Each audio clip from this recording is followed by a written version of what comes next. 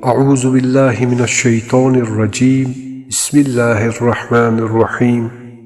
رسول خدا صلی اللہ علیہ وآلہ وسلم نے فرمایا، عفو درگزر کرنے سے بندے کی عزت میں اضافہ ہوتا ہے، پس ایک دوسرے سے درگزر کرو تاکہ خداوند متعال تمہیں عزت عطا کرے۔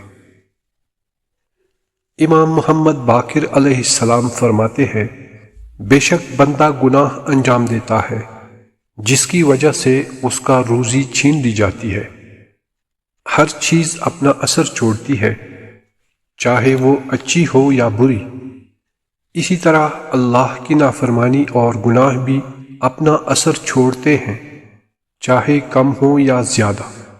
گناہ کا ایک برا اثر یہ ہوتا ہے کہ اللہ بندوں سے نعمتیں کم یا سلب کر لیتا ہے، جس کی وجہ سے انسان کا رزق تنگ ہو جاتا ہے اور وہ اللہ کی نعمتوں سے محروم ہو جاتا ہے۔ کچھ گناہ ایسے ہیں جن کی وجہ سے اللہ بہت تیزی سے رزق کو چھین لیتا ہے، جیسے لوگوں پر ظلم کرنا، قتل، قطع رحم، ماں باپ کی نافرمانی اور ان کو اذیت دینا۔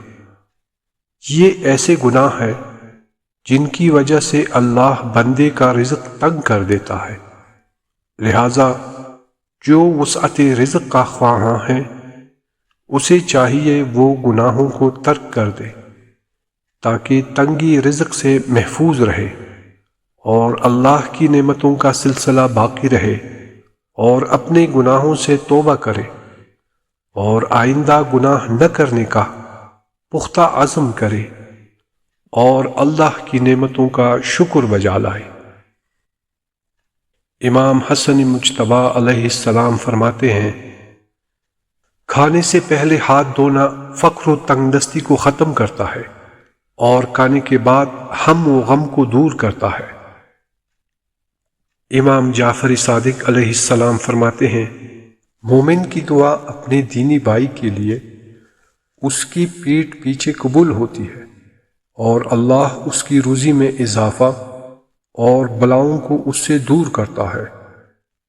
امام موسیٰ کاظم علیہ السلام فرماتے ہیں، جب تک زمین والے خدا سے ڈرتے ہوئے امانت ادا کرتے رہیں گے اور حق پر عمل کرتے رہیں گے تب تک خیر و خوبی سے رہیں گے۔ اللہم صلی علی محمد وعلی محمد۔ پروردگار ہمیں سیرت نبوی اور فرامین معصومین علیہ السلام پر عمل پیرا ہونے کی توفیق عطا فرمائے، آمین یا رب العالمین۔